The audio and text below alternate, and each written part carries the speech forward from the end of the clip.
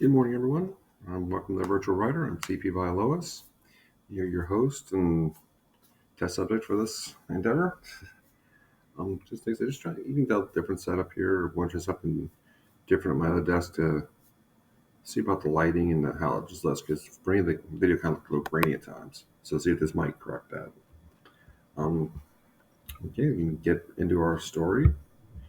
Remembering back to what we did last time, where you know, uh, Becky had the idea that she's gonna set up Shane and Janet, like the delivery person and her friend. She's going to set up a delivery of their favorite foods.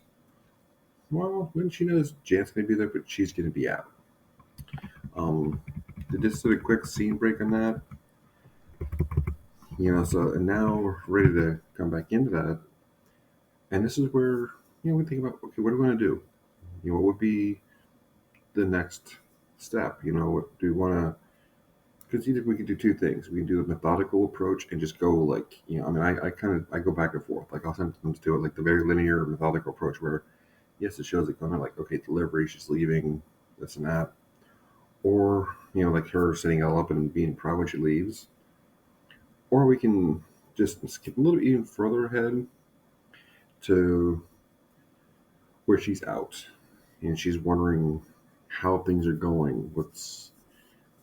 Did this work? And like almost do like maybe a couple of flashback things and like she told them this, she told them that, so we could do either or. I kind of like the second one. Just a lot of it, when I read through these, I let them go feel, like how the story flow feels.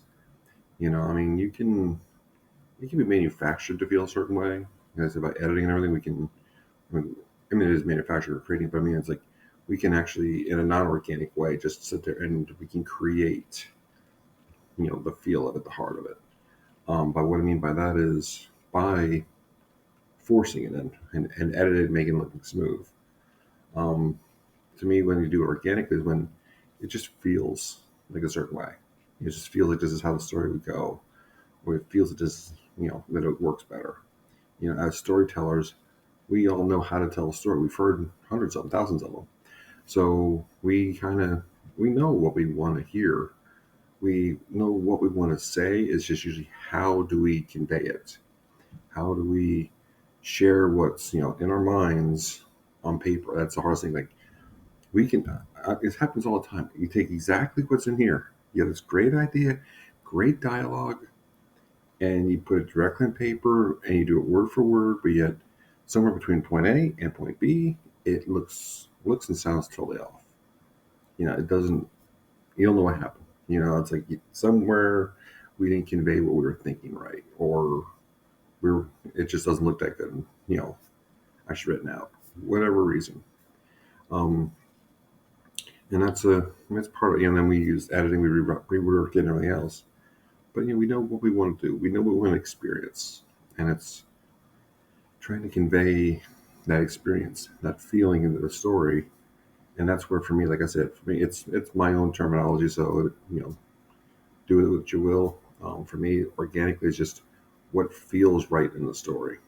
Where the manufactured or inorganic is basically what can we make the story, be make how can we make the story feel this way?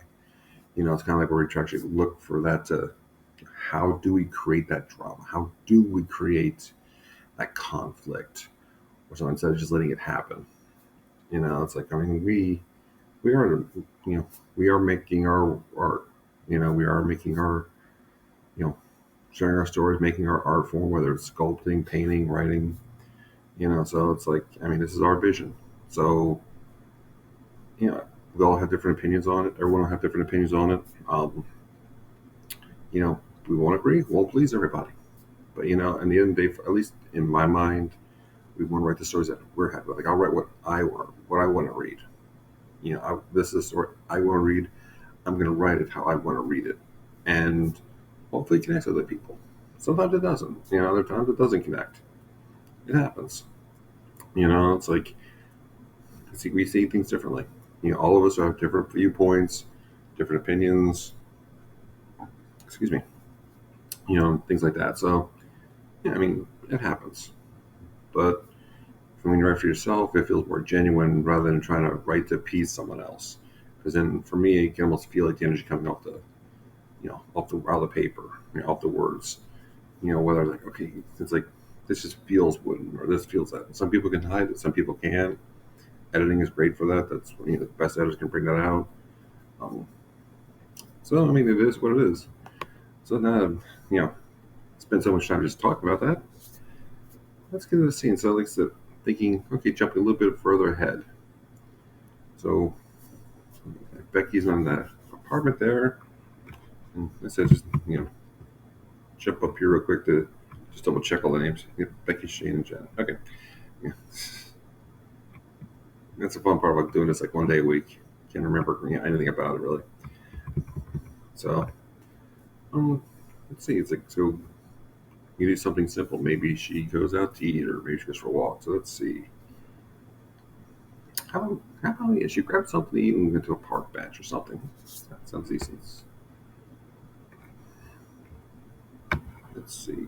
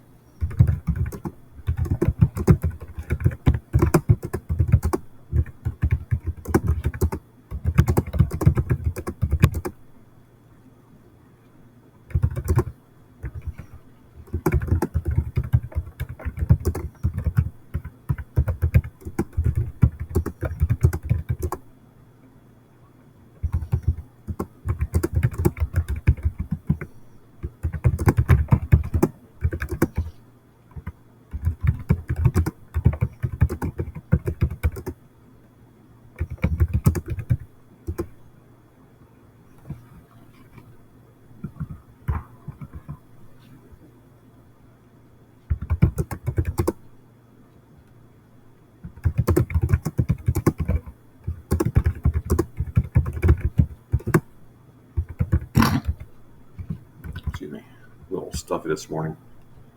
Always am in the morning. So I did this right the first thing in the morning. It's like, yeah, before I get cleared out. Not thinking of it. Okay, and put a little bit of conflict in here, like when she's going there, because I figure, okay, they're close friends, and she can think she's clever, and she didn't plan ahead for this. Like I say, we all have that little maybe blind spot, or that stupid moment, we're going to call it, where we don't always we only expect a certain reaction. Like, oh, we're clever, we've got this, we've got that. They won't fall for it. They don't fall for it. And it's this one thing. Okay, since her and Jan are good friends, Jan will understand what's happening. She'll see, like, oh, you're leaving. You haven't ordered his food, and now you're leaving, and then he can have it. Uh huh. So a little bit of possible, failure in the plan. So just explore a little bit, like from Becky's point of view here, like you said, maybe at the end of the scene we'll have her returning home to see what happened. But it's like, this is basically her going to be in her head and her thought process, like how she hopes it's working, what she saw, leading to, typical, stuff we always do, always wondering if we messed something up or not. It is what it is.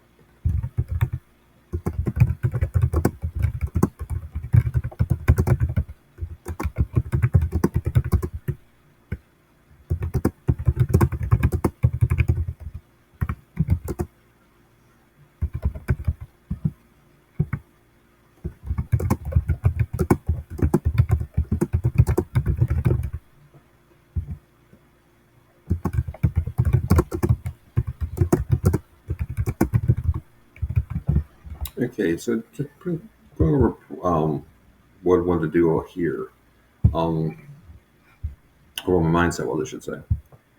The process, like I said, it's like I love just kind of throwing in little digs here and there, kind of like arguing because we all argue with ourselves. I mean, my dad would love to say how if he would talk to himself or he'd just sit there and kind of cuss himself out, at least he knows he's having an argument with an intelligent person. It's kind of goofy in that, but it's like, yeah, it's that's how we kind of look at it. We argue with ourselves because sometimes our best arguments and fights are in our own heads. It's a little voice tells us one thing, another voice tells us something else. It's like, well, should we do this? Should we do that? And in the story, we can use that almost like a comic flair, like this one, like about conscience. One of my favorite lines, I forget what show it was, or maybe it was a movie. But I remember someone said that they were, they had someone giving praise for having conscience, and the person had conscience was like the bad guy of the show. It's like like almost like a sitcom type, like an '80s show. And the person, said, "They'll see you have one." He goes, and the guy's like, "Yeah, until I can figure out a way to get medically removed or whatever, surgically removed." Just a little joke, like those little lines like that have always stuck with me. It's like, yeah, if we can figure out a way to get rid of our conscience in certain situations, it's they just have that removed, you know. And so I kind of like to play on that every now and then. Like in this case with the what's actually talking to her, she hates having it because she wouldn't feel so bad. She wouldn't be so worried now. She's thinking, well, my friend may have just busted me. Did she follow through in this? Is she just going to be this spiteful and just not want to do it? At least I wanted to put out how for her, Janet's being stubborn. Like, Janet, why won't she listen? What won't she do? I'm trying to help her, but really, when you look at it from Janet's point of view, she appreciates the help, but she just doesn't want the help. She wants to do it on her own. She doesn't want to be again have it manufactured for her. It may work out, but she still has one manufactured for her. She'll still kind of fight that initially.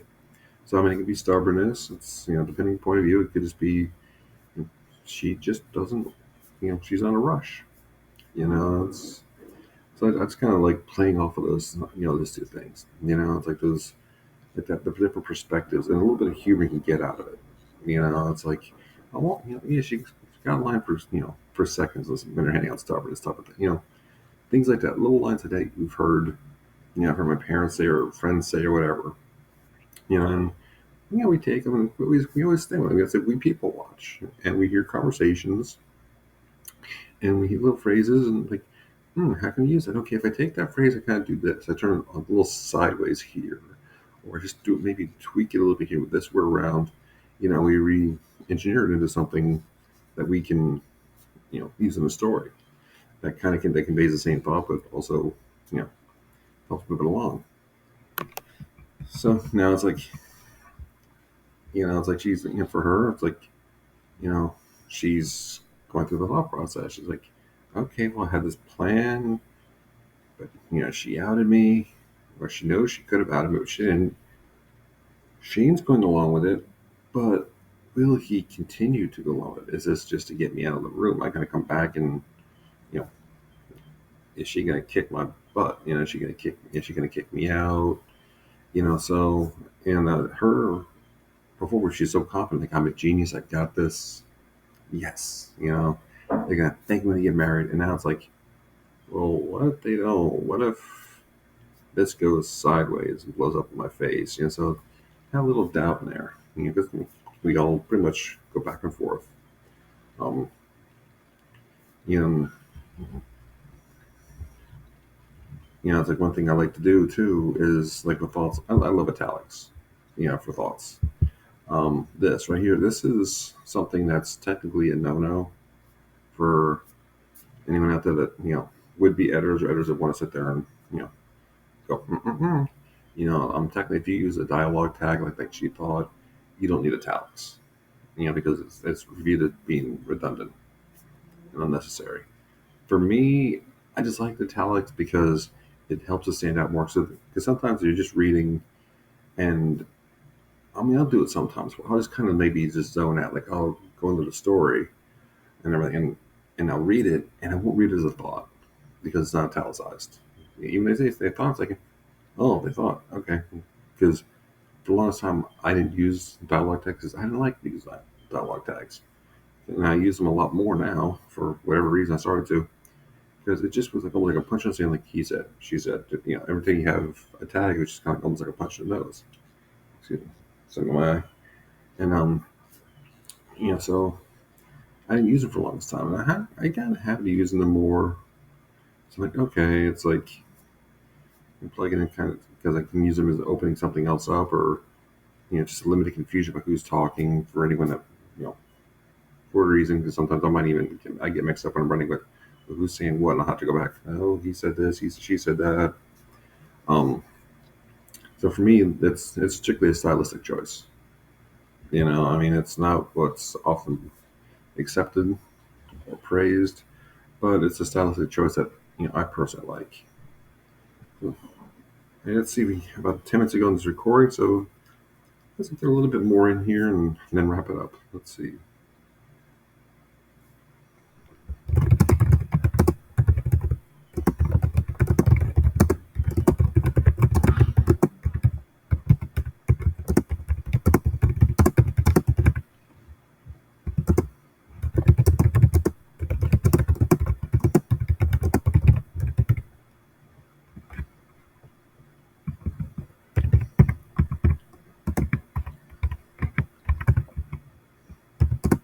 Okay, that was just you using the M dash as use it to as an aside. Like if something's not quite in the sense you can't take it out, you read it.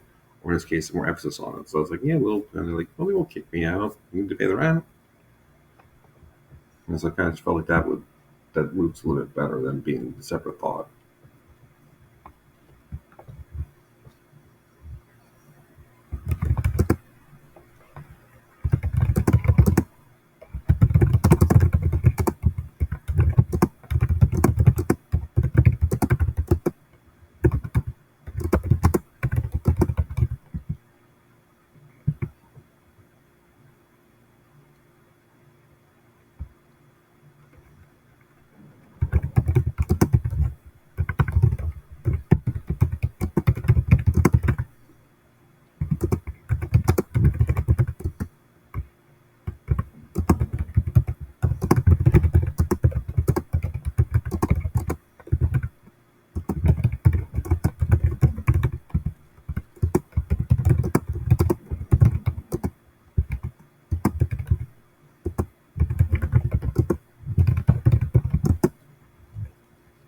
See that I don't really like that sentence. That's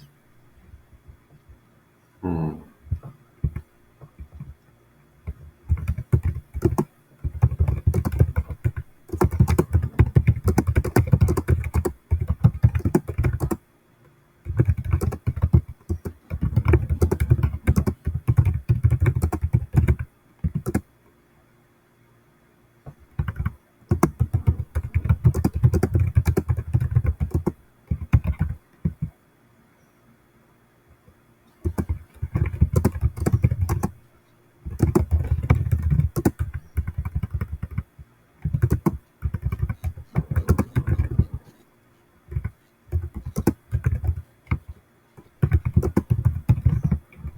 Like it's just like I didn't.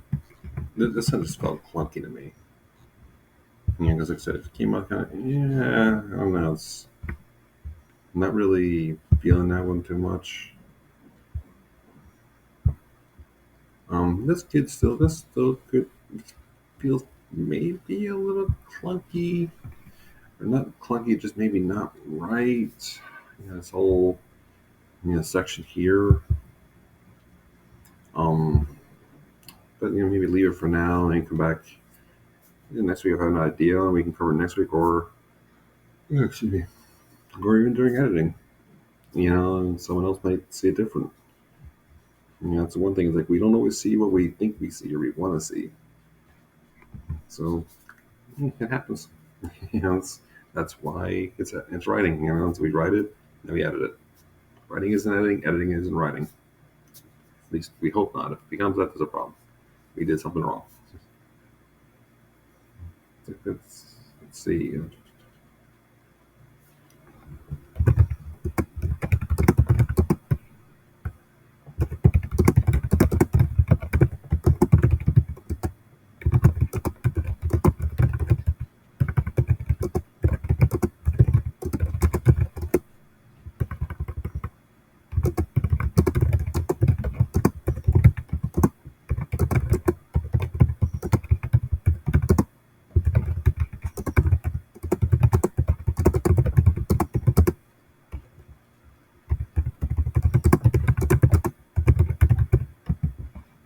Okay, there we go. I love doing the things like she blew out of breath. I know the second time I've done something like that, but I just like that because it's like that's how I see it. That's how you sit there and like, you're it's how we react when we're doing these things. But then just go back. It's like I almost feel like we can add more to the scenes just right now, so it's not clicking in my head. So like I said we could maybe come next week, come back and maybe flesh this out a little bit more. Just feels like we're missing something more here. But right now, I think just that's a good spot to end for the day. Something to think on. So gets here and you know just keep blowing it up over and over and over. That can get tedious. Trust me, been there, done that. So it's like, all right, yeah. I guess we'll call it call it a day for that. Right now we're doing good. 7 pages, 2,500, almost 2,500 words, 24, 29. So we're getting there. It's like probably. Like I said, don't do as much writing in these sessions as I would like to, but it is pretty cool. I mean, like I said, I like to share this experience with you and the endeavor and explain my steps as I go. So it's like it is definitely something new and interesting. So, what do you think of the story so far? What are your ideas on it? Let me know in the comments below. And as always, if you like this, please like, comment, and share. And as always, thank you so much for taking time out of your day to be here with me on this endeavor. I appreciate you all. It's just it's a great feeling just being able to share this and enjoying time with you guys. Thank you so much. Have a great week until next time. And remember, let your imaginations fly. Have a great one, guys.